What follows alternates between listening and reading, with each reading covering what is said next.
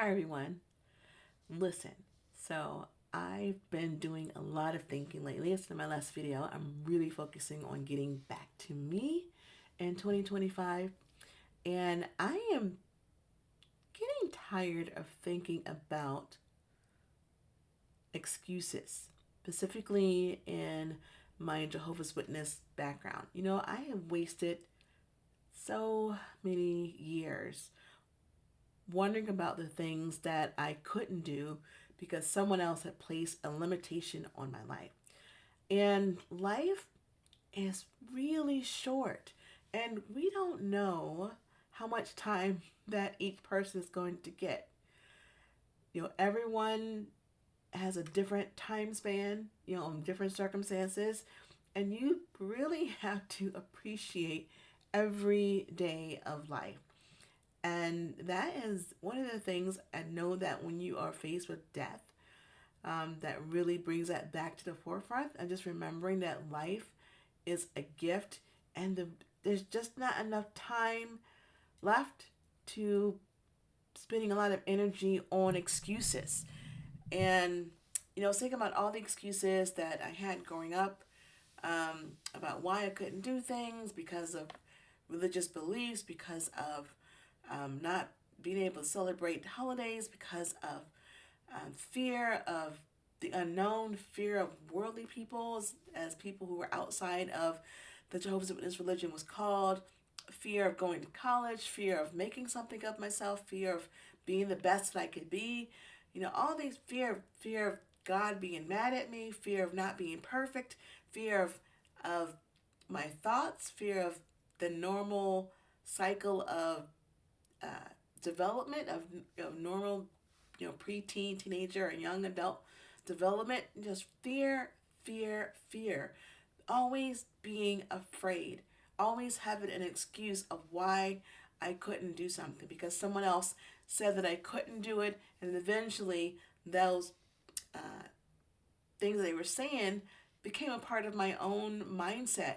And then it was me telling myself what I couldn't do. They no longer had to tell me because it was already in my own mind. That set prison I had accepted the keys to. And I am just tired of making excuses. Why can't I learn something new? Why can't I do a different career? Why can't I, all these self-inflicted fears that were modeled into me, into my behaviors uh, when I was young, and those fears continue to follow you because now it's no longer just someone else telling you, but now I'll speak for myself. Now I have encapsulated those fears and made them my very own. Well, I am done with those excuses and I want to try new things. I want to, you know, ex- um, do things that I was afraid to do. One of the things that I'm doing tomorrow, which I have never done, is I am going to give blood. I have never done that. About, let's see, maybe I think 10 years ago, um, I did take a blood transfusion because I needed it for a surgical procedure. And that was something that I definitely would not have done when I was practicing as a Jehovah's Witness. And that's just one example of how every facet of life is intruded upon by not just the religion that we share, that we are very familiar with, but other things that you allow to cross boundaries to where you have lost your freedom of choice, to where you're afraid to make a choice because of what someone else has told you, and now that is your new belief. Well, I'm done with that. So I am committed to allowing myself to make my own choice in the things that I want to do. And when that fear comes up, when those roadblocks from the teachings of our youth creep up and say, "Oh, wait a minute, you can't do that because," and then you fill in the blank. Well, you have to fill that blank in with a new thought, and it does take time. Everyone's different. Everyone's processes are different. But you have to keep at it. You have to keep replacing that thought with a better thought, with a new thought. And the more that you do it, since we are creatures of habit, that will eventually become your new pattern of doing things and will become a new habit for you. And it does take time, but I'm committed to doing it, and I am committed to trying new things and to start pivoting away from that fear based thinking and doing things that I want to do, doing things that I think are fun and interesting, and things that I just want to be a part of.